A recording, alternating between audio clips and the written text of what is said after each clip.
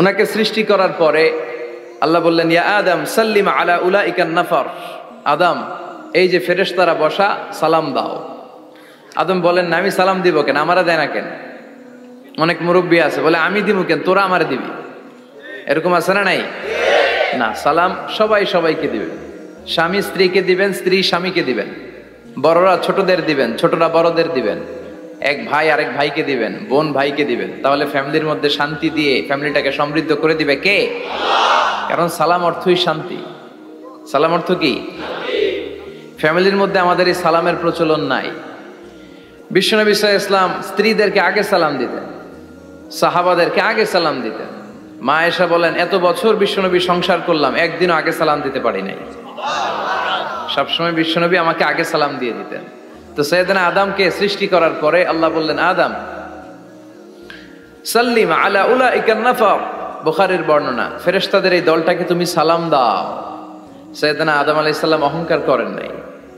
তিনি বলেন নাই যে কেন দিব, ফেরেশতারে বলেন না আমারে দিতে, এটা বলছে না, উনি সালাম দিলেন। ফলে ওনার অন্তর থেকে অহংকার মুক্ত করে দিল কে? আল্লাহ। বিশ্বনবী বলেছেন, আল বাদিউ বিস সালামি বারিউম মিনাল কিবর, আগে আগে যে সালাম দিয়ে দেয় আল্লাহ তার অন্তর থেকে অহংকার তুলে নেয়। মান কানা ফি কলবিহি হাববাতু খারদাল মিনাল কিবর লা ইয়াদখুলুল জান্নাতা আবাদা, যার অন্তরে যাররা পরিমাণ অহংকারের ছিটে ফোঁটা থাকে সে আল্লাহর জান্নাতে ঢুকতে পারবে না। আল্লাহর জান্নাতে ঢুকবে বিনয়ীরা। কারা? যারা বিনয়ী, মুতাওয়াদি, হাম্বল, যাদের মধ্যে হাম্বলনেস আছে, যারা বিনয়ী, তারা জান্নাতে ঢুকবে। তো সাইয়েদনা আদম আলাইহিস সালাম বিনয়ের পরিচয় দিলেন, কিন্তু শয়তানকে আল্লাহ বললেন উসজুদু, শয়তানকে বললেন শয়তান সেজদা দাও। ফেরেশতাদেরকে যখন অর্ডার করেছে সেজদা দাও, শয়তান বলল আল্লাহ আমি সেজদা দিব না, অহংকার করলো, সে নিজে নিজে উপরে উঠতে চাইলো। সে বলল খালাকতানি মিন নার ওয়া খালাকতাহু মিন তিন, আপনি আমাকে বানিয়েছেন আগুন দিয়ে, আগুনের ধর্ম উপরের দিকে ওঠা, আগুন জ্বালিয়ে দিলে লেলিহান শিখা কই যায়? উপরে যায়। ওয়া খালাকতাহু মিন তিন, আর আদমকে বানিয়েছেন আপনি মাটি থেকে, তা আমি কেন সেজদা দিব? আদমই না আমারে দিবে। আল্লাহ শয়তানকে চির জাহান্নামী বানিয়ে দিল। চিল্লায় বলেন ঠিক কিনা? আর বিনয়ের কারণে আদমকে আল্লাহ বানালেন আশরাফুল মাখলুকাত। কি বানালেন? সৃষ্টির সেরা। এজন্য নূরের ফেরেশতারাও সাইয়েদনা আদমকে সেজদা দিতে বাধ্য হয়েছে। চিল্লায় বলেন ঠিক কিনা? তুমি মাটির আদমকে প্রথম সৃষ্টি করিয়া ঘোষণা করিয়া দিলে শ্রেষ্ঠ বলিয়া, তাই তো নূরের ফেরেশতা করে আদমকে সেজদা। ঠিক কিনা? তাই তো নূরের ফেরেশতা করে আদমকে সেজদা। সবার চেয়ে সম্মান দিলে মাটির আদমকে। আল্লাহু আল্লাহু তুমি জাল্লে জালালুহু, শেষ করা তো যায় না গে তোমার গুণগান। আল্লাহু আল্লাহু, সুবহানাল্লাহ পড়েন। এজন্য আমরা যেন বিনয়ী হই, আমরা যেন নিজেকে ছোট মনে করি। আপনি নিজেকে ছোট মনে করলে আল্লাহ আপনাকে বড় বানায় দিবে। আর যদি নিজেই নিজেকে বলেন আমি বড় আল্লামা, আমি সব জানি, তাহলে আল্লাহ বলবে তোর স্থান হচ্ছে সবচাইতে নিচে। ঠিক কিনা? আবু নওয়াস একজন কবি ছিলেন, উনি বলেছেন ওয়াকুল্লি মাইয়াদাই ফিল ইলমি ফালসাফাতান হাবাসতা শাইআন ওয়া গাবাত আনকা আশিয়াউ, কেউ যদি তোমারে বলে যে আমি সব জানি, তুমি দুই আঙ্গুল দেখিয়ে বলো তুমি কিচ্ছু জানো না, তোমার শিখার অনেক বাকি। জাননেওয়ালার উপরও জাননেওয়ালাও আছে। ঠিক কিনা? এজন্য আমরা যেন বিনয়ী হই। বিনয়, হাম্বলনেস, আরবিতে বলে তাওয়াদু, এটা খুবই জরুরি। এগুলো আমাদের মধ্যে এখন নাই। আমাদের মধ্যে ইগো প্রবলেম আছে না নাই? অহংকার, জেলাসি, অ্যারোগ্যান্স, এগুলো থেকে সম্মানিত ভাইয়ের আমাদেরকে বেরিয়ে আসতে হবে। দেখবেন সমাজে যারা খুবই হাম্বল, বিনয়ী, তাদেরকে সবাই পছন্দ করে না? আর অহংকারীদের কেউ পছন্দ করে না। সামনে সালাম দেয়, পিছনে গালি দেয়।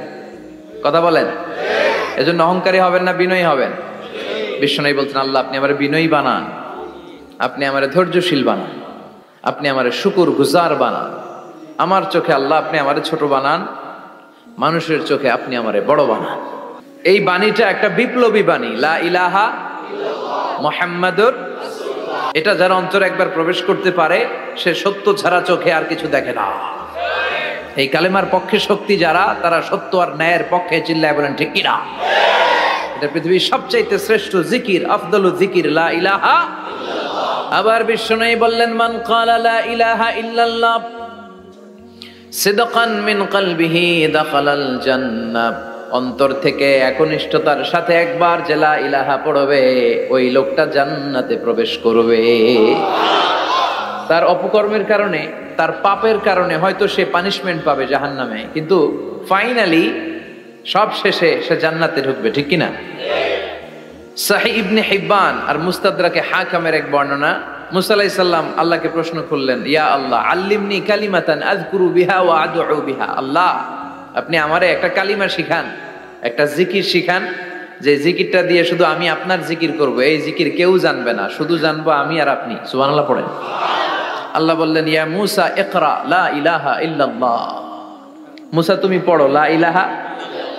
মুসা আলাইহিস সালাম বললেন, আল্লাহ বলছি এমন জিকির যেটা আমি আর আপনি ছাড়া কেউ জানবে না। লা ইলাহা এটা তো জাতীয় জিকির, এটা তো ইন্টারন্যাশনাল জিকির, এটা তো সবাই জানে, আমি তো চেয়েছিলাম এক্সক্লুসিভ একটা। আল্লাহ বললেন, মুসা লা ইলাহা ইল্লাল্লাহর চেয়ে শ্রেষ্ঠ জিকির আমার কাছে নাই। আমি আল্লাহর দেয়া সর্বশ্রেষ্ঠ জিকির হচ্ছে লা ইলাহা লাউ তাদাউ লা ইলাহা ইল্লাল্লাহ ফি কাফফা ওয়াস সামাওয়াতু ওয়াল আরদু ফি কাফফা। ও মুসা, সাত আকাশ সাত জমিন যদি দাঁড়িপাল্লার এক পাল্লায় রেখে দাও আর লা ইলাহা আরেক পাল্লায় রেখে দাও, লা রাজাহাত কাফফাতু লা ইলাহা ইল্লাল্লাহ, মুহূর্তেই লা ইলাহার পাল্লাটা ভারী হয়ে যাবে। এটা একটা বিপ্লবী বাণী, এটা ভিক্ষা করার বাণী নয়। জুমার নামাজের পরে একটা টাকা দিয়া যান, আমি গরিব ইনসান, আছে না নাই? আখিরাতে সওয়াব পাইবেন পাহাড়ের সমান। আর জিকির ধরে লা ইলাহা ইল্লাল্লাহ, অনেকে মনে করে এটা ভিক্ষা করার জিকির, কপাল পোড়া। আমরা ভিক্ষার সাথে এটাকে জুড়ে দিয়েছি। এটা একটা বিপ্লবী বাণী।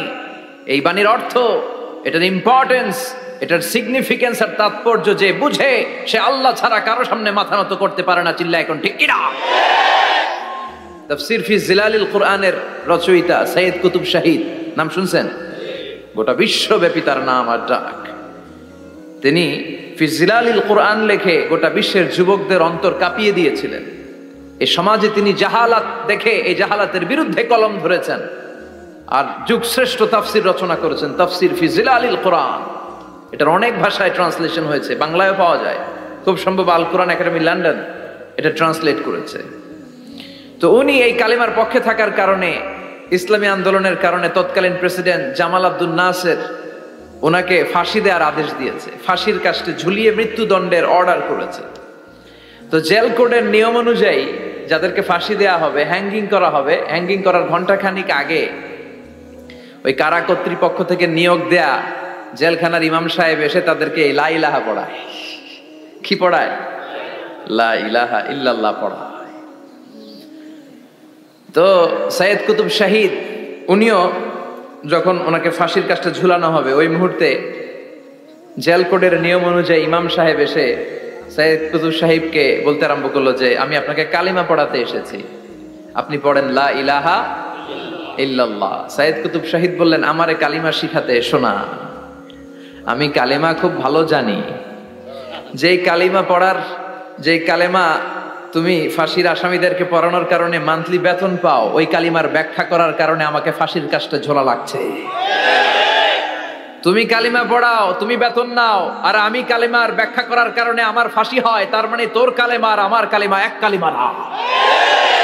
কালিমার মধ্যে পার্থক্য আছে না নাই? কালেমায় কালেমায় পার্থক্য আছে। ওই কারা কর্তৃপক্ষের নিয়োগ করা ইমাম সাহেবের লা ইলাহা ইল্লাল্লাহ আর তাফসীর ফি জিলালিল কুরআনের রচয়িতা সৈয়দ কুতুব শাহিদের লা ইলাহা এক কালিমা নয়, এক লা ইলাহা নয়। চিল্লা এখন ঠিক কিনা? পার্থক্য আছে, আলাদা। এজন্য আসল লা ইলাহার অনুসারী হতে হবে। লা ইলাহার ধারক এবং বাহকরা হচ্ছে সত্য এবং ন্যায়ের পক্ষে।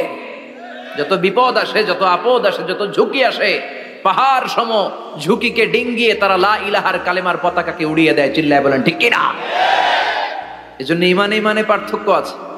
আমরা যেন আসল ইমানদার হতে পারি, আল্লাহ তৌফিক দাও। আরো জোরে পড়েন আমিন। আমরা সব সময় যেন আল্লাহর জিকির দিয়ে হৃদয়টাকে সিক্ত রাখতে পারি, তুমি তৌফিক দাও।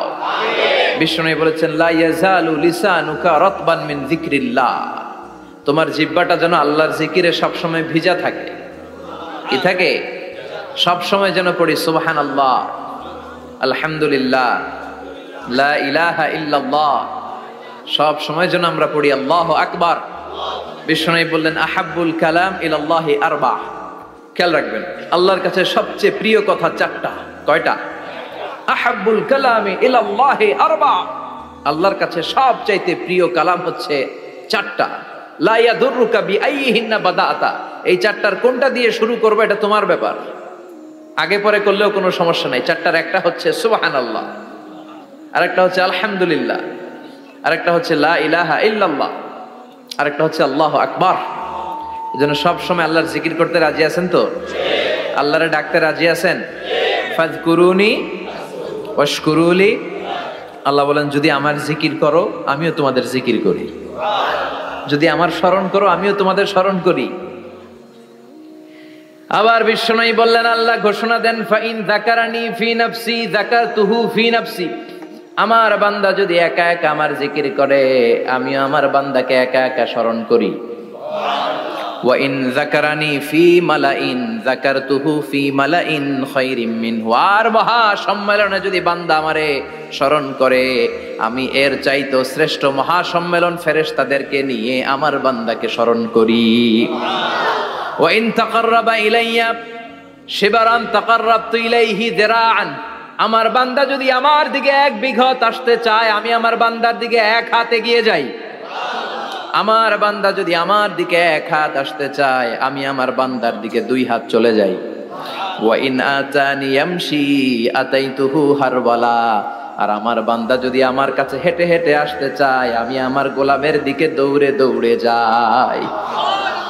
ওই আল্লাহরে ভুলে গিয়ে আমরা মাজারে যে সিজদা দেই, কপাল পোড়া। আছে না নাই? দোদেল বান্দা কালমা চোর, না পায় শ্মশান না পায় ঘোর, দিন থাকিতে আয়রে পথে ছাইড়া দে ভণ্ডামি ভণ্ডামি ভণ্ডামি ভণ্ডামি, ছাইড়া দে ভণ্ডামি। ঠিক কি না? এই ভণ্ডামির সাথে আমাদের সম্পর্ক আছে? মাজার পূজার সাথে ইসলামের কোনো সম্পর্ক আছে? নামাজ কালাম পড়ে না ইবলিশ শয়তানের নানা। আছে না নাই?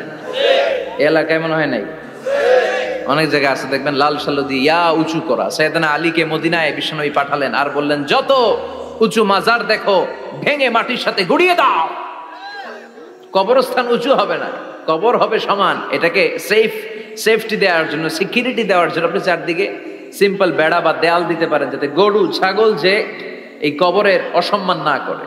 আমরা আশরাফুল মাখলুকাত, আমরা বেঁচে থাকলেও যেমনি সম্মান আছে আমাদের, মরে গেলেও সম্মান আছে না নাই? আল্লাহ বললেন ওয়ালাকাদ কাররামনা বানি আদম। আমি বনি আদমের সম্মান বাড়িয়ে দিয়েছি। জীবিত অবস্থায় যেমনি সম্মান, মরে গেলেও সম্মান। ঠিক কি না? বিশ্বনবী দেখলেন একটা লাশ যাচ্ছে, লাশ দেখে নবী দাঁড়িয়ে গেলেন। সাহাবারা বললেন ইয়া রাসূলুল্লাহ ইন্নাহু ইয়াহুদি, এটা ইহুদির লাশ।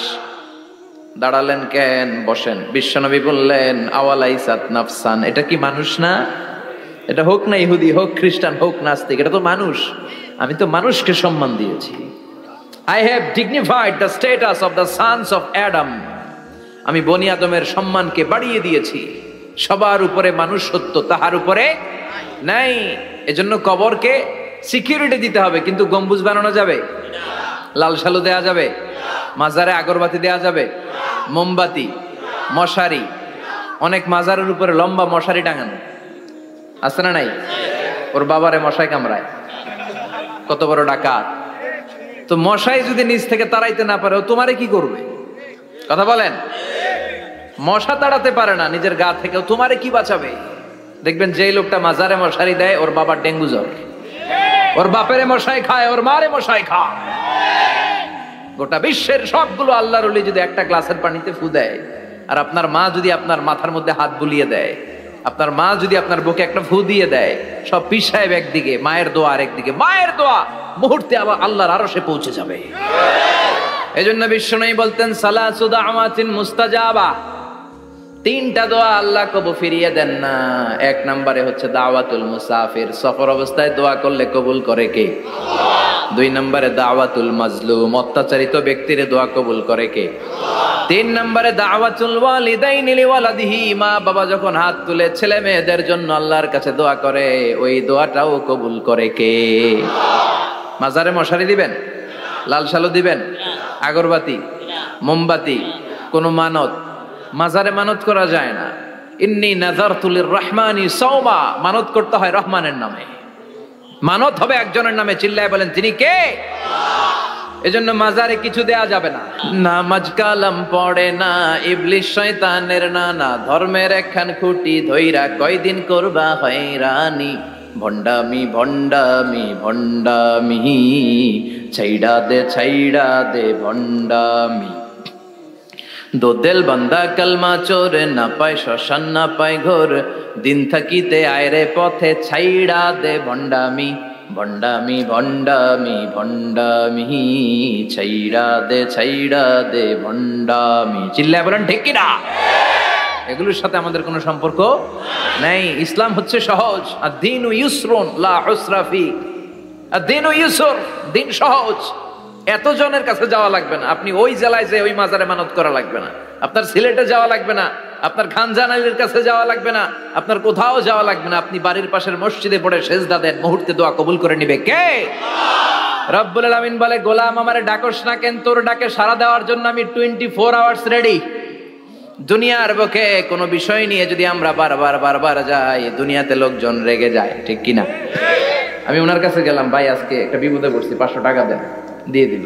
এরপরের দিন আবার গেলাম, দিল। পরশু দিল, তরশু গেলে শেষা দিয়ে দিবে, একটা মাইট দিয়ে দিবে, ঠিক কিনা?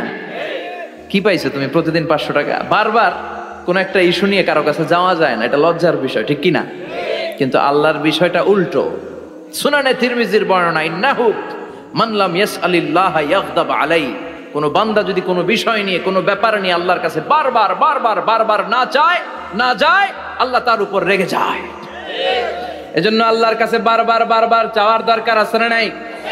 আপনার মনের জ্বালা যন্ত্রণা পূরণ করে দিতে পারে কে? এটার নাম তাওহীদ। এক আল্লাহ কেন্দ্রিক হওয়া। সব সময় বিপদে আপদে কার কাছে যাবেন? আপনার বিপদ দূর করতে পারে কে? আপনারে অসুস্থ থেকে সুস্থ বানায় দিতে পারে কে? মনের জ্বালা যন্ত্রণা মিটাতে পারে কে? আল্লাহ ছাড়া কেউ পারবে? কোন মুফাসসিরে কোরআন আপনারে বাঁচাতে পারবে? কোন আল্লাহর ওলি বাঁচাতে পারবে? এমনকি আল্লাহর কোন পয়গাম্বার, কোন নবী আপনার কিচ্ছু করতে পারে? লিতাকুনু শুহাদা আলান নাস, তোমাদেরকে হতে হবে উম্মাতান ওয়াসাতান, মধ্যমপন্থী উম্মাত, মাঝামাঝি থাকতে হবে। কিন্তু আমরা এদেশে মার্জিনালাইজ করে ফেলি। যারা চরমনায়ের মুরিদ, অন্যদেরকে আর দেখা যাবে না। যারা সরসিনার মুরিদ, এরাই সব, অন্যদিকে যাওয়া যাবে না। যারা জামাত ইসলাম, অন্যদিকে আর যাওয়া যাবে না। যারা হেফাজতে ইসলাম, অন্য কারোর মধ্যে আর হক নাই। যারা আহলে হাদিস, এরা তো সব নিয়েই গেছে, সব হক সুন্নাহ এদের কাছে, কারো মুখের কোনো কথা এদের কাছে কোনো দাম নাই। আপনি যত হকের কথা বলেন, এদের দলেই নাকি ঢুকতে হবে। আমরা যেন মাঝামাঝি হই। আপনি তাবলিগ করতে পারেন, করেন, খুব ভালো। তাবলিগের ভাইদের একটা ভালো গুণ হচ্ছে নিজের খেয়ে নিজের পরে ইসলামের দাওয়াত দেয়, ঠিক কিনা? নিজের টাকা ভেঙে দাওয়াত দিচ্ছে তো, তাদের কারণে অনেকে কালিমা শিখছে, অনেকে নামাজ শিখছে, তাদেরও কন্ট্রিবিউশন আছে না নাই?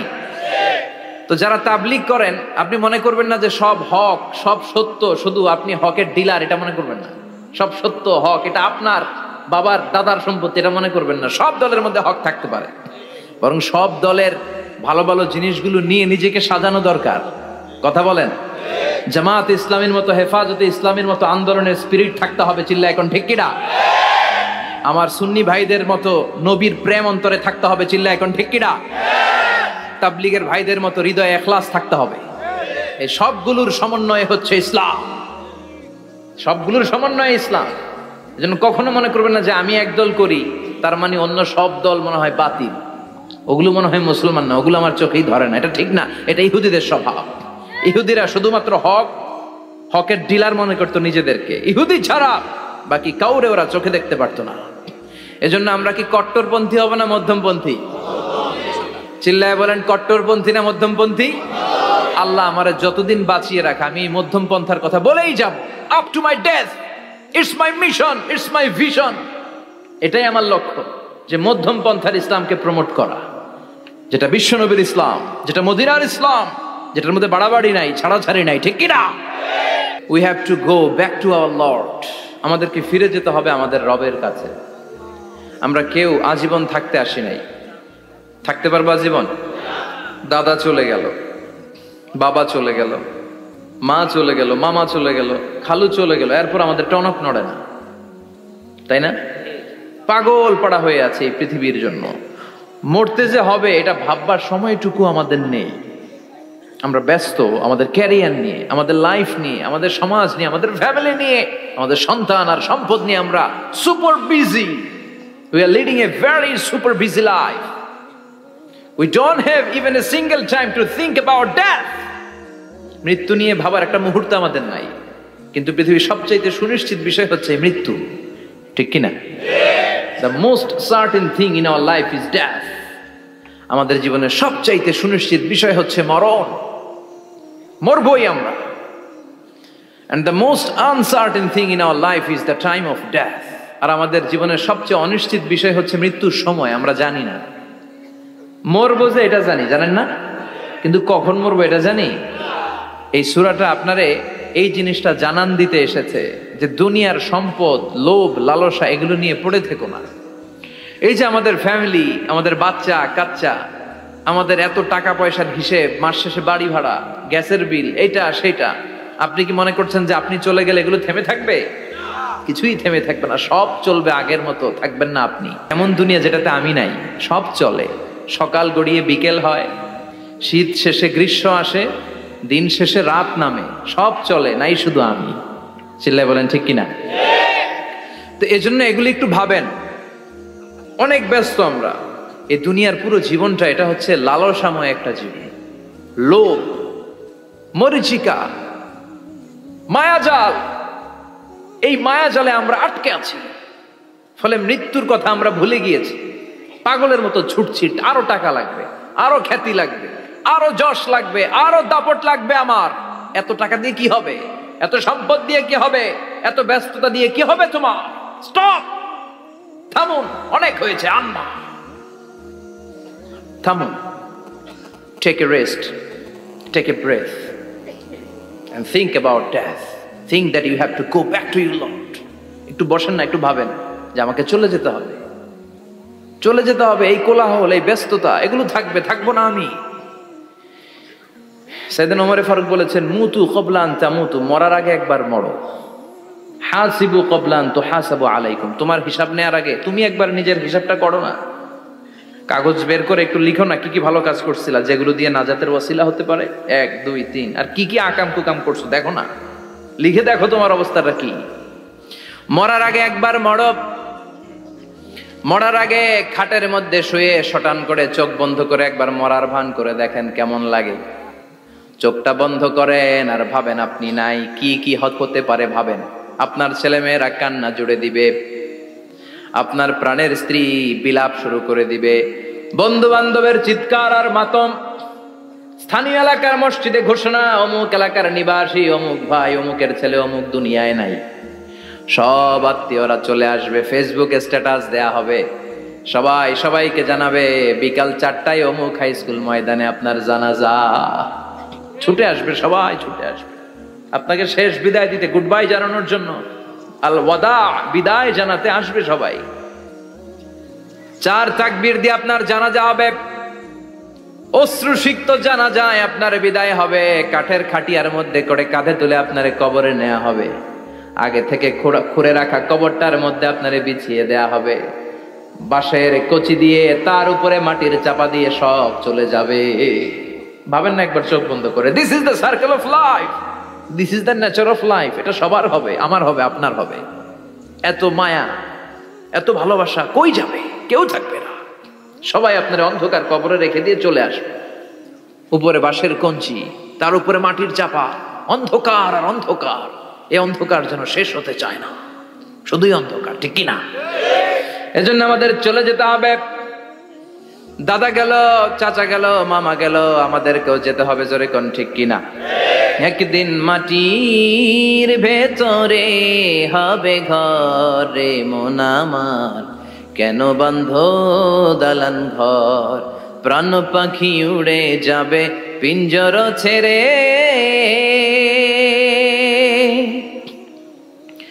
ধরা ধামে সবই রবে, তুমি যাবে চলে, বন্ধু বান্ধব যত মাতা পিতা দ্বারা সুত সবই হবে তোমার পরে, মন আমার কেন বান্ধ দালান ঘর, একদিন মাটির ভেতরে হবে ঘর রে, মন আমার কেন বান্ধ দালান ঘর। ঠিক কিনা? সব করে থাকবে, চলে যেতে হবে আমাদেরকে। এজন্য আখিরাতের কথা যেন আমাদের স্মরণ হয়। বিশ্বনবী বলতেন, নাহাইতুকুমান জিয়ারাতিল কবুর, আমি তোমাদেরকে কবর জিয়ারত করতে আগে নিষেধ করতাম, কিন্তু এখন নিষেধাজ্ঞা প্রত্যাহার করে নিলাম। এখন সব সময় তোমরা কবরের সামনে যাবা আর জিয়ারত করবা। একটু গেলে আখিরাতের কথাটা স্মরণ হবে।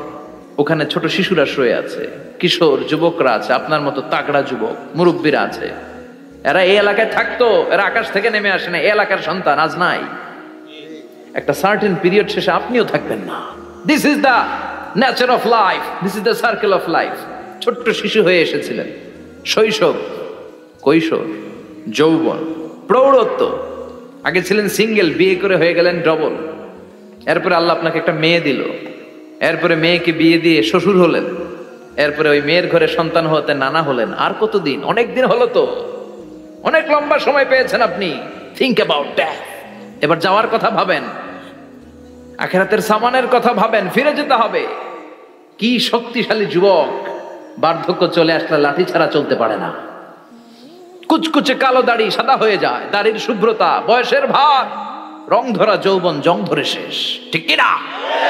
This is the circle of life.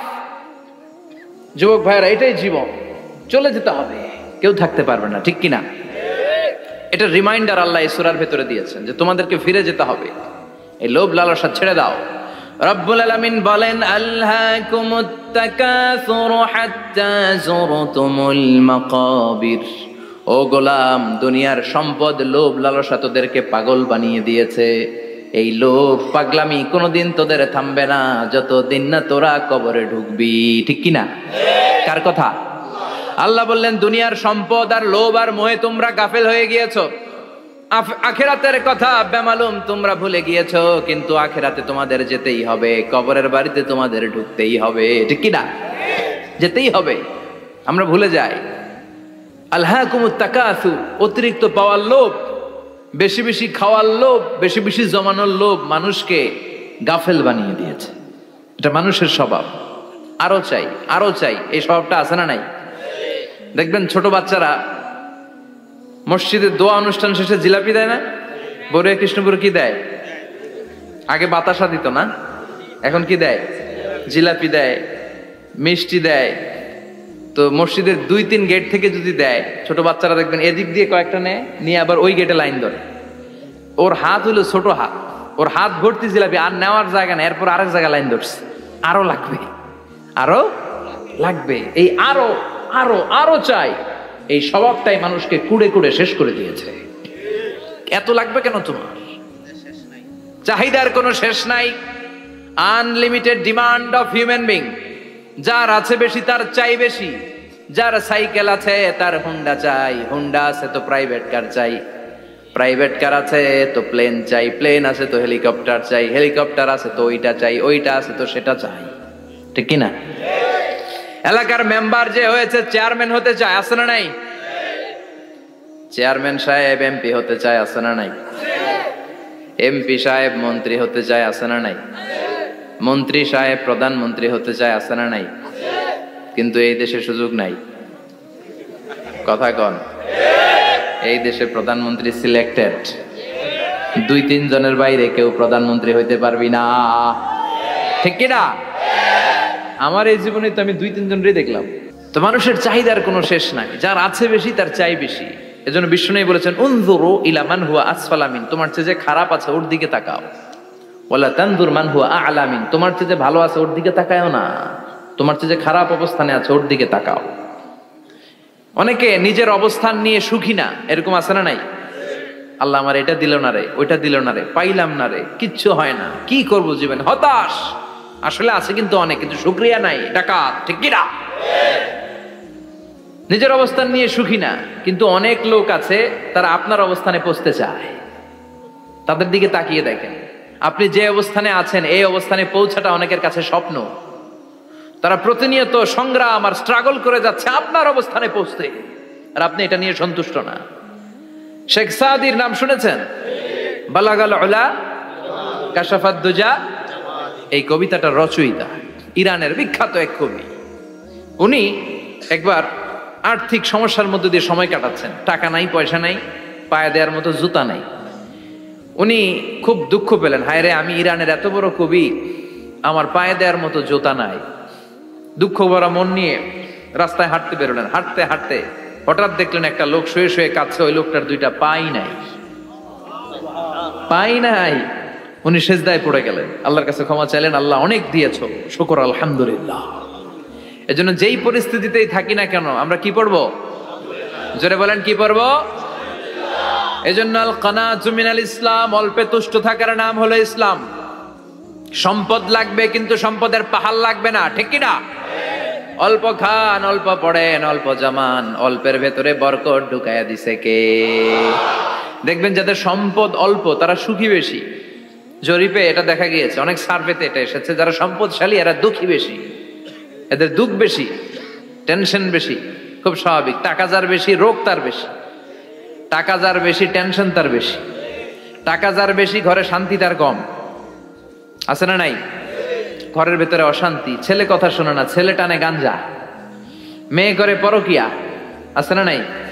স্ত্রী কথা শোনে না, ভালোবাসা নাই, ঘরটা জাহান্নামের টুকরা। রোগ বালাই, এক একটা হসপিটাল বিল পরিশোধ করতে মাসে 5 লাখ 10 লাখ। আছে না নাই? কিছু খেতে পারে না, ডাক্তার একেবারে ডায়েট মেনু বেঁধে দিয়েছে।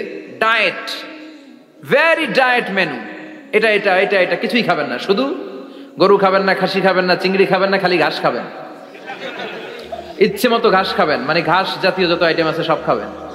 শাক খাবেন, সবজি খাবেন, সালাদ খাবেন। গরু, চিংড়ি, মুরগি, গোশত, ইলিশ কিছু খেতে পারে না। তাহলে রোগ বেশি, খাওয়ার মজা নাই, ঘরে সাংসারিক শান্তি নাই, খালি ব্যারাম আর ব্যারাম, ঠিক কিনা? কিন্তু সম্পদের পাহাড় ঘটেছে। আর অল্প যারা খায়, অল্প পড়ে, রিক্সাওয়ালা, কুলিওয়ালা, অল্প বেতনের চাকরি, কিন্তু হক হালালি মেনে চলে, দেখবেন শান্তি আছে অনেক। হ্যাঁ, বাসা ভাড়া দেয়, ফ্যামিলি চালায়, বাচ্চাদের স্কুল বিল, এরপরও মাস শেষে 1-2 হাজার টাকা হাতে থেকে যায়। আর ওর প্রতি মাসে 10 কোটি টাকা ইনকাম, তারপরও ব্যাংকের ঋণ আছে না নাই? সুখ কারে বলে? কিভাবে আপনি সুখকে ডিফাইন করবেন? সুখ তো টাকায় কিনা যায় না, শান্তি টাকা দিয়ে হয় না, শান্তি দেওয়ার মালিক কে? শান্তি আছে অল্প খেয়ে শুকর করার মধ্যে, শান্তি আছে আলহামদুলিল্লাহর মধ্যে। চিল্লায় বলেন ঠিক কিনা? এজন্য অল্প খাবো, অল্প পড়বো, অল্প জামাবো, অল্পের ভেতরে বরকত দিয়েছে কে? দেখেন ধনী ভাইরা খেতে পারে না, কিন্তু রিক্সাওয়ালার কি সমস্যা হয়? রিক্সাওয়ালারা সব খেতে পারে। কুলিওয়ালা, দিনমজুর, এরা একেবারে স্লিম সুঠাম দেহি, মেদহীন পেট, পেটে কোনো মেদ নাই, ভুড়ি নাই। আর কুটিপতিদের মেদ আছে না নাই? এত বড় বড় পেট, ঠিক কিনা? আমাদেরও পেট আছে, তবে হালাল পেট, এটা হারাম টাকা দিয়ে এই ভুড়ি বানাই নাই আমরা। চিল্লে বলেন ঠিক কিনা? রিক্সাওয়ালা, কুলিওয়ালা নিজেও নামাজ পড়ে, বউও নামাজ পড়ে, বাচ্চাটাও নামাজ পড়ে, রিক্সা চালায় আর জিকির করে লা ইলাহা ইল্লাল্লাহ। সুখ আর শান্তি, তাদের ঘরে সুখ। ধনী কোটিপতি, ভিআইপি, সিআইপিস, এদের রাতে ঘুম নাই। 1 ঘন্টা ঘুমানোর জন্য 4টা ট্যাবলেট খাওয়া লাগে, এরকম আছে না নাই? কিন্তু ঘুমের জন্য যে ট্যাবলেট খাওয়া লাগে রিক্সাওয়ালা এটা জানেই না। ওর যেখানে রাইত ওইখানেই, ওর মাথা বিছনায় লাগতে দেরি, ওর ঘুম আসতে দেরি হয়। ওর ঘুমে নাকের ডাকের আওয়াজে ট্রাকের ইঞ্জিনও ফেল। সুবহানাল্লাহ পড়েন। এজন্য অনেক বেশি সম্পদের পাহাড় করা লাগবে, এই চিন্তা যেন আমাদের মাথায় না আসে। চিল্লায় বলেন ঠিক কিনা? এজন্য রব্বুল আলামিন বলেন আলহাকুমুত তাকাসুর হাত্তা যুরতুমুল মাকাবির। বেশি বেশি সম্পদ উপার্জনের আকাঙ্ক্ষা তোমাদেরকে আখিরাত থেকে গাফেল বানিয়েছে। এই গাফলতি কশিন কালেও তোমাদের কমবে না যতক্ষণ না তোমরা কবরে ঢুকবা। হাত্তা যুরতুমুল মাকাবির, মাকবারাতুনের প্লুরাল মাকাবির, যতক্ষণ না কবরে না ঢুকবা, কবরস্থান তোমার আবাসস্থল না হবে, ততক্ষণ পর্যন্ত এই চাই চাই মানসিকতা কমবে। মানুষের স্বভাব হলো আরো চাই, আরো চাই, আরো চাই করে। ফকিরেরা কারা? আল্লাহ গালি দিয়ে বললেন তোরা সব ফকিরনি। তোরা কি? ইয়া আইয়ুহান নাসু আনতুমুল ফুকারাউ ইলাল্লাহ ওয়াল্লাহু হুয়াল গানিয়ুল হামিদ। সুবহানাল্লাহ পড়েন। আল্লাহ ডেকে বললেন, গোলাম আনতুমুল ফুকারা ইলাল্লাহ, তোমরা সবাই ফকির, ধনী হলো একজন, তিনি কে? আল্লাহ শুধু ধনী, আর মানুষের স্বভাব হচ্ছে আরো চাই আরো চাই। ওর 2 তলা বিল্ডিং, আমার 3 তলা লাগবে। ওর 2টা গাড়ি আছে, আমার 3টা লাগবে। আছে না নাই? বিশ্বনবী বললেন, কিয়ামতের আগ দিয়ে মানুষের মধ্যে আকাঙ্ক্ষায় প্রতিযোগিতা বেড়ে যাবে, প্রতিযোগিতামূলক টেন্ডেন্সি। কার চেয়ে কে বড় হতে পারে, কার চেয়ে কে বেশি টাকার পাহাড় বানাতে পারে। আছে না নাই? বিশ্বনবী বললেন, ওয়া আনতারাল হুফাতাল উরাতাল আলাতা রিয়া আশ-শাইয়াতা তাওয়ালুনা ফিল বুনিয়ান। কিয়ামতের আগে এমন কিছু লোক যাদের গায়ে দেওয়ার মতো জামা ছিল না, পায়ে দেওয়ার মতো জুতা ছিল না, পেটে দেওয়ার মতো খাবার ছিল না, সমাজের কেউ তাদেরকে চিনতো না। হঠাৎ করে এই লোকগুলো ধনী হয়ে যাবে। And they will start to construct, they will compete to construct high rises building in the cities. শহরে গ্রামে এরা বড় বড় বিল্ডিং বানানো শুরু করবে। সরকার কাছাকাছি চলে আসছে। এই যে বিল্ডিং বানানোর প্রতিযোগিতা, কুমিল্লা শহরে আজ থেকে 20-25 বছর আগে 5 তলা 6 তলা একটা বিল্ডিং ছিল না, এখন 10 তলা 20 তলা। আছে না নাই? ঢাকায় আজ থেকে 20 বছর আগে 10 তলা বিল্ডিং খুঁজে পাইতেন আপনি? নাই। গোটা বিশ্বব্যাপী এখন টাওয়ার বানানোর প্রতিযোগিতা। বিশ্বনবী বললেন, এদের কোনো টাকা ছিল না। পৃথিবীর সবচেয়ে বড় টাওয়ার এখন আরব দেশে, এদের কোনো টাকা ছিল না। আরব দেশের সৌদি আরব, কাতার, কুয়েত, বাহরাইন এখন স্বর্ণ আর তেলের খনি পেয়ে আল্লাহরে ভুলে যায়। এদের খাওয়ার মতো কিছু ছিল না। এদেরকে আমার দাদারে শুনতাম বলতো কাবলিওয়ালা বলতো। কি বলতো? এদেশে আসতো জায়নামাজ, তসবি ছড়া, খেজুর টেজুর বিক্রি করার জন্য। এরা জেলে পাড়ার লোক ছিল। আরব সাগরের তীরবর্তী এলাকার মানুষ, সাগরের মাছ মেরে এরা জীবন ধারণ করতো। আল্লাহ এদেরকে তেলের খনি দিলেন, গ্যাসের খনি দিলেন, এখন তারা বড় বড় টাওয়ার বানায়। আছে না নাই? বুর্জ আল খলিফা, কি উঁচা বিল্ডিং, 828 মিটার উঁচু। জেদ্দা আছে 1000 মিটার উঁচু কিংডম টাওয়ার। তাইওয়ানে আছে তাইপেডাং টাওয়ার 101 তলা। মালয়েশিয়া আছে পেট্রোনাস টুইন টাওয়ার 88 তলা। চায়নাতে আছে সাংহাই টাওয়ার, একটার পর একটা টাওয়ার। প্রতি বছর অ্যানাউন্স করতেছে যে ওদেরটা আছে আমাদেরটা বড় বানাবো। কাতার কয়, ওরা বানাইলে আমরা পারবো না কেন, আমরা বানাবো আরো বড়। আছে না নাই? শাগালাত কুমুত তাকাসুর, যে আরো লাগবে, আরো বড় হতে হবে, এই টেন্ডেন্সি মানুষকে আখিরাত থেকে একেবারে গাফেল বানিয়ে দিয়েছে। চিল্লায় বলেন ঠিক কিনা? টাকার পাহাড় বানাতে চায়, দরকার থাকলেও চায়, না দরকার থাকলেও চায়। বর্তমান পৃথিবীর সবচেয়ে ধনী লোকটার নাম জানেন? কি নাম? হ্যাঁ, বিল গেটস। ওর যে কত টাকা ও নিজেও জানে না। ওর পকেট থেকে যদি $100 একটা বান্ডিল পড়ে যায়, এটা তুলতে ওর যত সময় লাগবে, ও না তুলে যদি হেঁটে, যে আইডিয়া নিয়ে হাঁটতেছিল ওইটা নিয়ে হাঁটে, ওদিকে আরো বেশি ইনকাম হয়ে যাবে। এত টাকা তার, এটা তোলার সময় তো তার নাই। ওয়ারেন বাফেট নাম শুনছেন? হাজার হাজার কোটি ডলারের মালিক। Prince Walid bin Talal, Saudi ধনকুবের নাম শুনেছেন? ওর একটা বিমান আছে, প্রাইভেট জেট প্লেন। এই বিমানটার 70% মেড অফ গোল্ড। বিমানের 70% স্বর্ণ দিয়ে বানানো। গত কয়েক বছর আগে আমি ব্রুনাই গিয়েছিলাম। ব্রুনাইয়ের সুলতানের নাম হাসান আল বালখিয়া। উনি একটা প্যালেস আরবিতে বলে কাসার, মানে হচ্ছে রাজপ্রাসাদ। পৃথিবীর সবচাইতে বড় রাজপ্রাসাদ ব্রুনাইতে বান্দার সিরি বেগাওয়ানে অবস্থিত। আমি গিয়েছি ওখানে। প্রায় 1800 থেকে 2000 কক্ষ আছে ওই প্যালেসে, রাজপ্রাসাদে। ওই রাজপ্রাসাদের টয়লেটের কমোড গুলো মেড অফ গোল্ড, স্বর্ণ দিয়ে বানানো। নাউজুবিল্লাহ পড়বেন না? এই হাসান আল বালখিয়া নিজে বিমান চালায়। ওর সংগ্রহে 500টা রোলস রয়েস লাক্সারিয়াস কার আছে। 500 রোলস রয়েস। গুগল, ইউটিউব যারা করেন সার্চ দিলে দেখবেন ওর কি পরিমাণে গাড়ি। রোলস রয়েস গাড়ি হচ্ছে one of the luxurious car in the world. Car ব্র্যান্ডের মধ্যে যত দামি কার ব্র্যান্ড আছে, এর মধ্যে রোলস রয়েস একটা, যেগুলোর দাম কমসে কম এদেশের টাকায় 8 কোটি থেকে 10 কোটি টাকা। আচ্ছা বলেন, এই গাড়িগুলো যারা হাই প্রোফাইলের ভিআইপিস, তারা ফ্যামিলির সবাইকেও যদি একটা করে গাড়ি দেয়, একজনের কয়টা গাড়ি দরকার? 5টা, 10টা, 20টা। ধরলাম যে 20টা গাড়ি লাগবে ওনার। 500 গাড়ি দিয়ে উনি কি করবে? তার সংগ্রহে 500টা রোলস রয়েস। স্বর্ণেরও গাড়ি আছে, তার স্বর্ণের পালঙ্ক আছে, আমি দেখে এসেছি।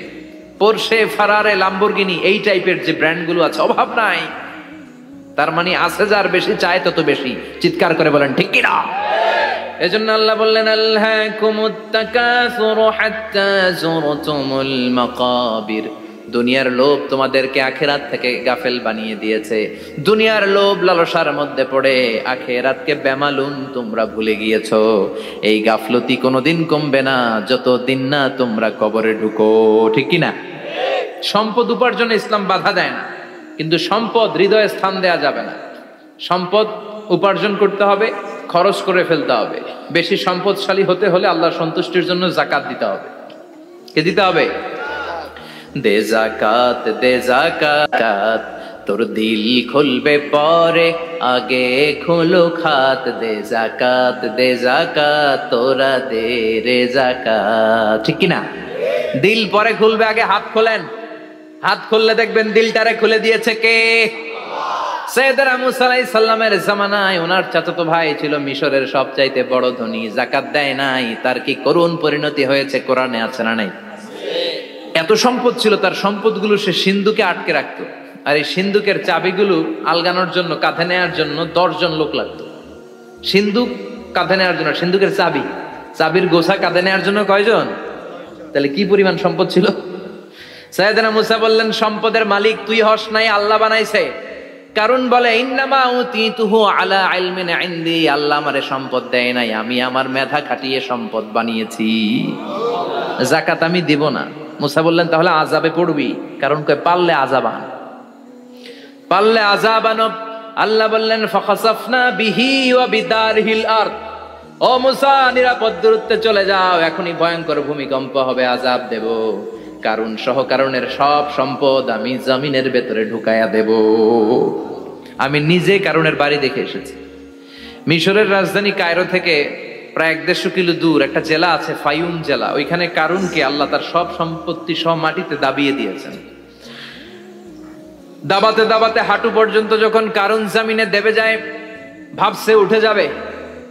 কোমর পর্যন্ত যখন মাটির মধ্যে দেবে যায়, ভাবছে উঠতে পারবে। গলা পর্যন্ত যখন দেবে যায়, হাত তুইলা কয় আমি ঈমান আনলাম।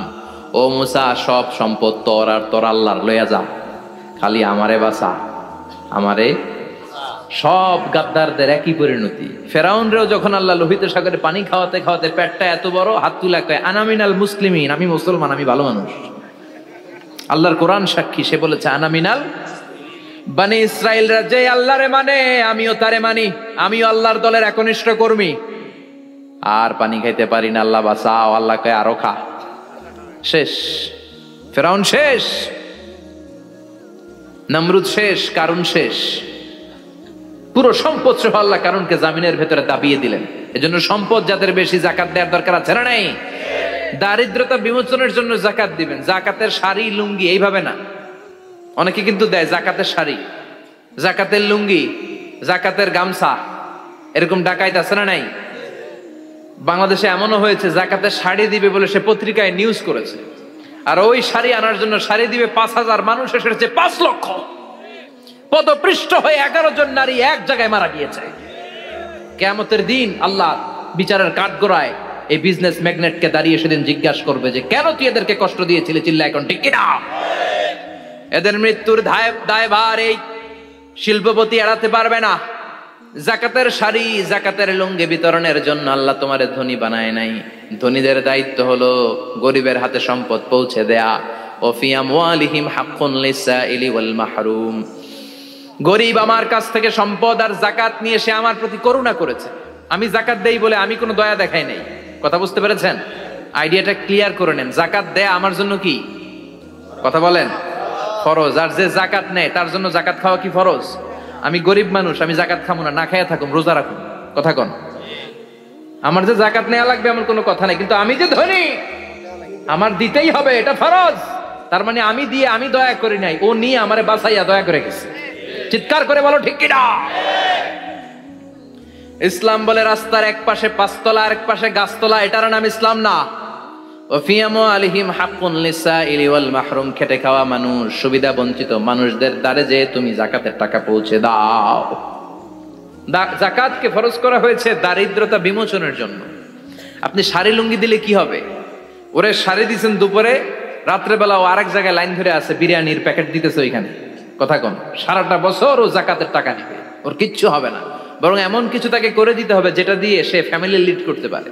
একটা সিএনজি কিনে দেন, ওই ফ্যামিলিতে কোনো যুবক থাকলে সিএনজি চালায়া, অটো চালায় ফ্যামিলিটারে চালায়। একটা টঙের দোকান করে দেন, চায়ের দোকান, চা বিক্রি করে ফ্যামিলিটারে চালাবে। অস্ট্রেলিয়ান একটা গাই কিনে দেন, গরুর দুধ বিক্রি করে তার ফ্যামিলি চলবে। কিংবা মাছের একটা খামার করে দেন, মুরগির খামার করে দেন, ঠিক কিনা? ওমরে ফারুক বলতেন এমন ভাবে জাকাত দাও যাতে করে যাকে জাকাত দিয়েছে জীবনে কোনোদিন সেজন্য আর কারো কাছে যে হাত পেতে জাকাতের জন্য দাঁড়িয়ে না থাকে। এই বিধানটা কার? এজন্য আল্লাহ বললেন আলহাকুমুত তাকাসুরু হাত্তা যুরতুমুল মাকাবির। দুনিয়ার লোভ লালসা তোমাদের কমবে না যতদিন না তোমরা কবরে ঢুকো। কার কথা? চিল্লায় বলেন কার? এজন্য দুনিয়ার প্রতি যে আমাদের লোভ, এটা কি বাড়াইতে হবে না কমাইতে হবে? এই দুনিয়ার জীবন এটা ক্ষণিকের। আমাল হায়াতুদ দুনিয়া ইল্লা মাতাউল গুরুর। এটা ভোগের সামগ্রী, আজ আছে কাল না, এটা হাতের ময়লা। দুনিয়ার এই জীবনের দৃষ্টান্ত হচ্ছে 4টা স্বর্ণের টুকরা আর 3টা লাশের মতো। স্বর্ণের টুকরা 4টা, চিৎকার করে বলেন তো কয়টা? লাশ 3টা, জোরে বলেন কয়টা? অনেক অনেক আগের যুগের 3জন যুবক জীবিকার তাগিদে তারা বের হয়েছে কর্মসংস্থান করে খাবে। পথিমধ্যে তারা গুপ্তধন পেয়েছে, স্বর্ণের বার পেয়েছে, তো বড় বড় 4টা পেয়ে তারা মহা খুশি। আমাদের আর কাজ করা লাগবে না, এগুলো বেচে আজীবন খাবো, সুখে থাকবো। তো 3জন মিলে বললো 4টা স্বর্ণের টুকরা 3জনের মধ্যে ভাগ করে দেওয়ার আগে একজন এক কাজ কর, বাজার থেকে কিছু রুটি নিয়ে আয়, খুব ক্ষুধা লেগেছে, খেয়ে নেই। একজনের রুটি আনতে পাঠিয়ে 2জন মিলে ভাবে ওইটারে যদি মেরে ফেলতে পারি তাহলে তো তোর আর আমার মধ্যে কোনো ঝামেলা নাই। স্বর্ণের টুকরা কয়টা? তুই নিবি 2টা, আমি নেব 2টা। আর যেটারে রুটি আনতে পাঠাইছে ওইটা মনে মনে ভাবতেছে রুটির মধ্যে বিষ মিশাই নিয়ে যাব। কি মিশাবো? বিষ খাইয়া ওইটা শেষ, সবগুলো আমার। তো বিষ মিশায় নিয়ে আসছে, আর আগের পরিকল্পনা অনুযায়ী এই 2জন মিলে তাকে নৃশংসভাবে হত্যা করেছে। হত্যার পরে কয় প্রচন্ড ক্ষুধা লাগছে, লো আগে খায়া লই। 2জন মিলে বাজার থেকে আনা বিষ মাখানো রুটি খেয়ে ওই 2টাও শেষ। স্বর্ণের জায়গায় স্বর্ণ পড়ে আছে, স্বর্ণগুলো নেয়ার মতো মানুষ আর নাই, ঠিক কিনা? এজন্য মানুষের এই চাহিদা কমবে না। বিষ্ণু বলেন লাউ আন্না লিকুল্লি ইবনে আদম ওয়াদিয়ান মিন যাহাব আহাব্বা আই ইয়াকুনা ইলাইহি ওয়াদিয়ান। আল্লাহ প্রত্যেককে, আমাদের প্রত্যেককে যদি একটা করে স্বর্ণের পাহাড়ের মালিক বানিয়ে দেয়। কয়টা করে পাহাড় দেখছেন কোনোদিন? কই দেখছেন? চিটাং গেছিলেন? এই চট্টগ্রামে গেলে দেখা যায় কি পাহাড়। এই একটা পাহাড় স্বর্ণের, এক একটা স্বর্ণের পাহাড়ের মালিক যদি আমাদের এক একজনকে বানায় দেওয়া হয়, এরপর আমরা চাবো আরেকটা স্বর্ণের পাহাড়ের মালিক কেমন করে হওয়া যায়। আচ্ছা বলেন তো, একটা স্বর্ণের পাহাড় আমার 14 পুরুষ বিক্রি করে খাইলেও শেষ করতে পারবো এটা? তো আরেকটা কেন লাগবে আমার?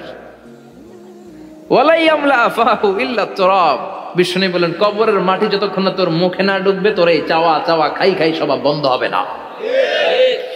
এজন্য আল্লাহ বললেন আলহাকুমুত তাকাসুরু হাত্তা যুরতুমুল মাকাবির। দুনিয়া তোমাদেরকে গাফেল বানিয়ে দিয়েছে, গাফলতি কমবে না যতদিন না কবরে ঢুকো। কবরে ঢুকা লাগবে, কবরে ঢুকা লাগবে না? কবরে আমাদেরকে যেতেই হবে, যেখানেই থাকেন। কবরের প্রশ্ন আছে না নাই? অনেকে বলে হুজুর বিমান হামলায় মারা গিয়েছে, বিমান জ্বলে পুড়ে ছাই হয়ে গিয়েছে, তার কবর কোথায়? তার আত্মাটা যেখানে আছে ওই জায়গায় প্রশ্ন আছে না নাই? অনেকে বলে হুজুর সাগরের মধ্যে পড়ে মারা গিয়েছে, তিমি মাছ খেয়ে ফেলেছে, তার কোনো অস্তিত্ব নাই, কিন্তু তার রুহুটা আছে না নাই? প্রতিটা রুহু সংরক্ষণ করে কে? প্রত্যেকটা আত্মা আল্লাহর কাছে সংরক্ষিত থাকে। প্রতিটা রুহু, প্রতিটা মানুষ মালাকুল মাউতকে দেখতে পায়। আপনিও দেখবেন, আমিও দেখব।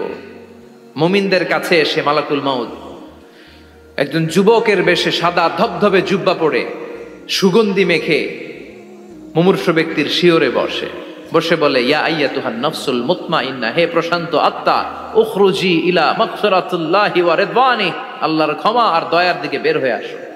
বলা মাত্রই মুমিনের আত্মাটা স্মুথলি বের হয়ে আসে। কাফান মিন আকফানিল জান্নাহ, হানুত মিন হানুতিল জান্নাহ, জান্নাত থেকে আনা সুগন্ধি কাফনের মধ্যে পেঁচিয়ে তিনি রূহটাকে নিয়ে ইল্লিনে চলে যায়। সরাসরি দেখে মালাকুল মাউতকে। আর যারা ইসলাম বিরোধী, কোরআন বিরোধী, তাদের সামনে এসে মালাকুল মাউত ত্রাস সৃষ্টি করে। আগে ধমক। হাইওয়েতে মাঝে মাঝে ডাকাতি হয় না? বাসগুলোর মধ্যে যখন ডাকাতি হয়, বাসে থাকে 50 জন, ডাকাত ঢুকে 5 জন, এই 5 জনের ভয়ে সবগুলো পেশাব করে দেয়, কারণ ত্রাস সৃষ্টি করে। এসেই চাইনিজ কুড়াল দিয়ে আগে কুবায় দেয় 4-5 জনের, রক্ত দেখে কি দেওয়ার সব আগে রেডি করে রাখে। মালাকুল মাউত এসে কাফের নাস্তিক মুশরিকদের সামনে সেরকম একটা ত্রাস সৃষ্টি করে, ভয়ে লোকটা কাঁপতে থাকে। ওর কাছে ভদ্র ভাষায় কথা বলে না, সুন্দর জামা পরে আসে না, কালো কুচকুচে চেহারা, ভয়ঙ্কর একটা রূপ নিয়ে, আকৃতি নিয়ে ইসলাম বিরোধীদের মাথার সামনে আসে, দুর্গন্ধযুক্ত চেহারার দেহ নিয়ে ধমক দিয়ে বলে, ও পাপাত্তা, ইয়া আইয়াতুহান নাফসুল খাবিসা উখরুজি ইলা গাদাবিল্লাহ, হে পাপাত্তা, আল্লাহর রাগ, ক্রোধ আর গজবের দিকে বের হয়ে আয়। মুমিনের আত্মা বলার সাথে সাথে যেমনি মুমিনের দেহ থেকে বের হয়ে জান্নাতি কাফনের ভেতরে ঢুকে, কাফেরদের আত্মাও কি এরকম তাড়াতাড়ি বেরোতে চায় নাকি? কাফেরদের আত্মা বেরোতে চায় না, ডানে দৌড়, বায়ে দৌড়, সামনে দৌড়, পেছনে দৌড়, আহা দৌড়াদৌড়ি করে। মালাকুল মাউত এটাকে টেনে হিচড়ে, একটা জীবিত ছাগলকে জবেহ না করে, জবাই না করে, তার চামড়া উল্টার দিকে টেনে হিচড়ে বের করলে ছাগলটা যত কষ্ট পায়, এর সে কমসে কম 70 গুণ বেশি কষ্ট দিয়ে কাফের মুশরিক আর গাদ্দারদের রূহ কবজ করা হয়। আল্লাহ এই পরিস্থিতি থেকে তুমি আমাদের বাঁচাও। মুমিনদের রূহ যেমনি কবজ হয়, ওইভাবে রূহ কবজের ব্যবস্থা করে দিও। ইমানের মৃত্যু নসিব করে দিও, শাহিদি মৃত্যু নসিব করে দিও। আমাকে শহীদ করে সেই মিছিলে শামিল করে নিও, যে মিছিলের নেতা মীর হামজা খুবাইবে খাব্বাব, আল্লাহর কাছে ছিল অতি প্রিয়, শামিল করে নিও। আমাকে শহীদ করে সেই মিছিলে শামিল করে নিও। পড়েন আমিন, আর জোরে পড়েন আমিন। তার মানে বিমান দুর্ঘটনায় হোক, কিংবা লঞ্চ ডুবিতে হোক, কিংবা আগুনে পড়ে হোক, কিংবা আত্মঘাতী হামলায় হোক, যে যেখানেই মারা যায়, কবরের 3টা প্রশ্ন তার জন্য আছে না নাই? ইসলাম বিরোধীদের জন্য প্রশ্ন 3টা, আপনারা যারা মুমিন তাদের জন্য 4টা, আপনাদের জন্য একটা বেশি। আলহামদুলিল্লাহ কোন? কবরে এসে প্রথম প্রশ্ন করবে, মুনকার নাকির যখন চলে আসবে, 40 কদম যখন আত্মীয় স্বজনরা লাশটাকে কবরের মধ্যে দিয়ে 40 কদম চলে যায়, তখনই ফেরেশতা চলে আসে। আহা, শেষ, সব শেষ। এসেই পরীক্ষা শুরু। মার রব্বুক, তোর রবের নাম কি? চিল্লায় বলেন, আমাদের রবের নাম কি? আমরা বলবো রব্বি আল্লাহ, আল্লাহ আমারে রব। দমে দমে তনু মনে তারি অনুভব। পড়েন, আল্লাহ আমারে রব। তোমার দুনিয়াতে আমি যেদিকে তাকাই, অথই নিয়ামতে ডুবে আছি সবাই। পাখ পাখালির গানে শুনি তসবিহ কল রব, তসবিহ কল রব, আল্লাহ আমারে রব। প্রথম প্রশ্ন, তোমার রব কে? আমরা বলবো আমাদের রব আল্লাহ। দ্বিতীয় প্রশ্ন, ওমা দীনু, তোমার ধর্মের নাম কি? আমরা কি বলবো? তৃতীয় প্রশ্ন, বিশ্বনবীর চেহারা দেখিয়ে বলা হবে, আতারিফু হাদার রাজুল, এই লোকটারে চিনো নাকি? আমরা বলবো চিনি, আমাদের প্রাণের নবী, ঠিক কি না? চাঁদের চেয়ে সুন্দর তুমি নবী আমার কমলিওয়ালা, দু জাহানের বাদশাহ তুমি প্যারা নবী সাল্লে আলা, চাঁদের চেয়ে সুন্দর তুমি নবী আমার কমলিওয়ালা, ঠিক কি না? 3টা প্রশ্নের যথাযথ উত্তর যখন দিয়ে দিলেন, আপনার জন্য অতিরিক্ত আরেকটা প্রশ্ন করা হবে, ওয়ামা ইলমুক, তোমার নলেজ কি? 3টা প্রশ্নের উত্তর যে তুমি করতে পারলা, কিভাবে পারলা, কেমনে জানলা? নকল করে বলছো নাকি জেনে বুঝে আসছো? নকল হয় না? এখন তো পরীক্ষা চলতেছে বোধহয়। কি পরীক্ষা? এসএসসি পরীক্ষা। নকল হয়? কৃষ্ণপুরে নকল নাই না? এখন মনে হয় এগুলো একটু কমছে। একটা সময় ছিল অনেক নকল হইতো। পাঞ্জাবের ভিতরে নকল, পকেটে নকল, টুপির ভিতরে নকল, মৌজার ভিতরেও নকল, এমনকি মেয়েরাও নকল করে পরীক্ষার হলে আসে না নাই? স্কেলের মধ্যে লিখে নিয়ে যায়, হাতের মধ্যে লিখে নিয়ে যায়, ওড়নায় লিখে নিয়ে যায়, কাপড়ে লিখে নিয়ে যায়, আসে না নাই? ফেরেশতারা বলবে, নকল করছো নাকি? কেমনে জানলা? তিনটা প্রশ্নের উত্তর তুমি কেমনে বললা? আল্লাহ তোমার রব, ইসলাম তোমার ধর্ম, এই লোকটা বিশ্বনবী, কেমনে চিনলা? আপনাকে তখন বলতে হবে আমি কোরআন থেকে শিখেছি, আমি হাদিস থেকে শিখেছি, আমি ইসলাম জেনে বুঝে মেনেছি, আমি আন্দাজে কোথাও ঘুরি নাই। চিল্লা এখন ঠিক কিরা? আপনাকে বলতে হবে, এজন্য শিখতে হবে, প্রতিনিয়ত ইসলাম সম্পর্কে জানতে হবে, আখের গোছাতে হবে, জীবনটাকে আলোকিত করতে হবে। চিল্লায় বলেন ঠিক কিরা?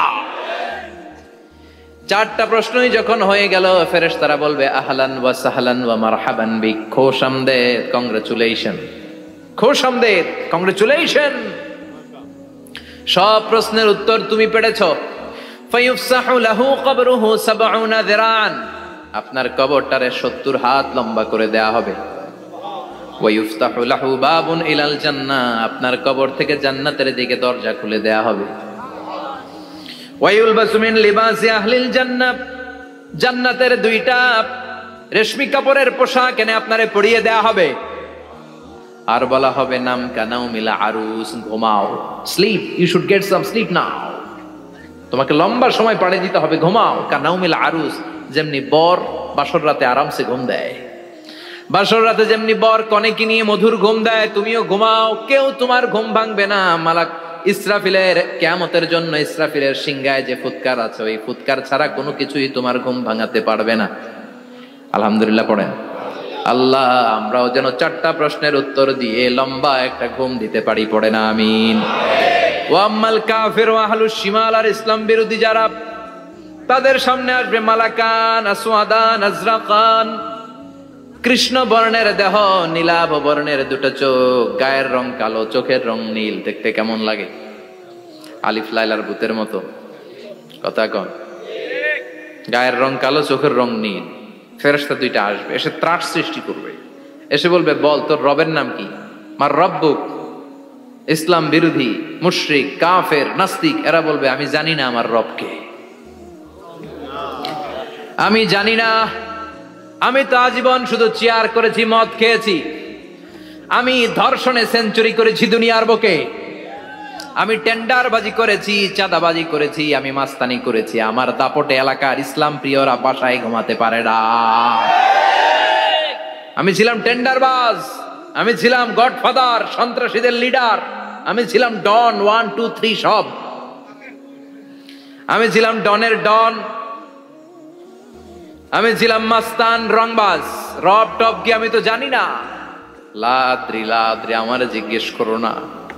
আবার প্রশ্ন করা হবে ওয়ামা দীনুক, তোর ধর্মের নাম কি? বলবে লা আদরি, আমার কোনো ধর্ম নাই, আমার কোনো ধর্ম নাই, আমি শুধু মৌজ মাস্তিতে ছিলাম, আমি আনন্দ ফুর্তি করেছি, ইসলাম নিয়ে আমার মাথা ব্যথা ছিল না, আজীবন ইসলামরে আমি বাস দিয়েছি। চিল্লায় বলেন ঠিক কিনা? ইসলাম বিরোধীদের সাথে ছিল আমার চলাফেরা, আমার সব সাঙ্গপাঙ্গ ছিল গুন্ডা, বদমাশ, ইসলাম বিরোধী। রব কি, ইসলাম কি, এগুলো আমি জানি না, আমার এগুলো জিজ্ঞেস করো কেন? ধর্ম কি আমি জানি না, আমি কিচ্ছু মনে করতে পারছি না।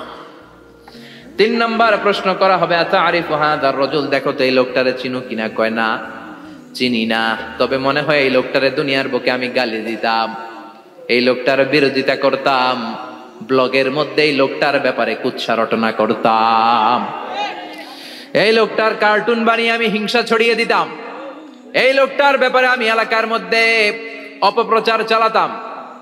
ফেরেশতারা বলবে তাই, এই ছিল তোর ডিউটি, দাঁড়া এখনই আমাদের খেলা শুরু, এখনই শুরু। ফায়ুতরাকু বিমাতারিক মিন হাদিদ, লোহার একটা হাতুড়ি দিয়ে মাথা থেকে পা পর্যন্ত পিটানো হবে, পিটিয়ে ওর গোশতর হাড্ডিগুলোকে থেতলে ফেলা হবে। ওয়ায়ুকালু লিল আরদি ইলতাইমি, কবরের দুই পাশের মাটিরে বলা হবে এবারে দুই দিক থেকে তোরা চাপ দে, চাপ দেয়া হবে, ধাক্কা ধাক্কি করেও সে সুবিধা করতে পারবে না, মাটি আসতে আসতে আসতে আসতে দেহের দুই দিকে লেগে এমন জোরে দুইটা চাপ দিবে, ফাতাখতালিফা আদলাউহু, তার ডান পাশের পাজরের হাড্ডি বাম দিকে ঢুকে যাবে, বাম দিকের হাড্ডি ডানে চলে যাবে। বিশ্বনবী বললেন এই হাতুড়ি দিয়ে পিটানোর শাস্তি, কবরের চাপ দেওয়ার শাস্তি চলতেই থাকবে হাত্তাল কিয়ামা, কিয়ামত পর্যন্ত। আল্লাহ এই কবরের শাস্তি থেকে আমাদের বাঁচাও, আমরা এই আযাব পেতে চাই না, আমরা যেন ঠিকভাবে কবরের 4টা প্রশ্নের উত্তর করে দিয়ে লম্বা ঘুম দিতে পারি। আল্লাহ তুমি তৌফিক দাও। এজন্য আল্লাহ বললেন, গোলাম দুনিয়া নিয়ে পাগল হয়ে থেকো না। এই দুনিয়ার জীবন আসল জীবন নয়, আসল জীবন হলো কবরের জীবন। জোরে বলেন ঠিক কিনা? এই জন্য মাঝে মাঝে কবরে যাবেন, কবরস্থানে দাঁড়িয়ে চিন্তা করবেন, এই জায়গায় আমারও আসতে হবে। দিন যাবে, রাত আসবে, বৃষ্টি হবে, শীত আসবে, কেউ আমার দেখতে আসবে না। একা থাকতে হবে, একা, বড় একা, অন্ধকার, বড়ই অন্ধকার। ওই কবরের জীবনের সামান গোছানোর দরকার আছে না নাই?